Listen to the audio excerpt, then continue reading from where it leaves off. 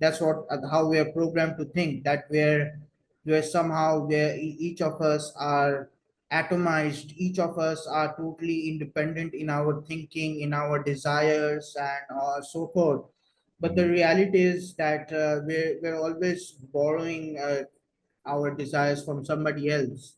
Mhm. So that's why there's such an emphasis in scripture of uh, Jesus saying that I do nothing of my own accord. I do what I see my Father doing.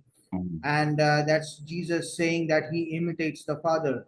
And Mhm. then Paul in his epistles write, imitate me just as I imitate Christ. So Mhm. there is a lot of focus on imitation of Christ, Mhm. because and that's how why the incarnation happened, right? It's Mhm. because we can't imitate that which we do not see, Mhm. right? So that's why Jesus Christ was incarnated. That's why Jesus Christ came and was born in the flesh, so Mhm. that he can teach us through imitation, through being a positive role model.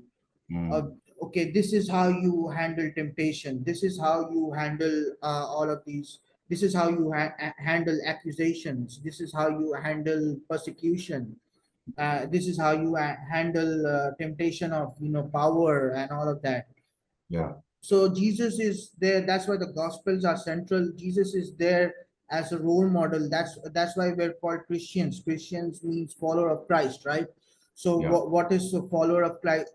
What does that imply? It means that we're walking in his footsteps. We're literally behind him, imitating every step that he takes.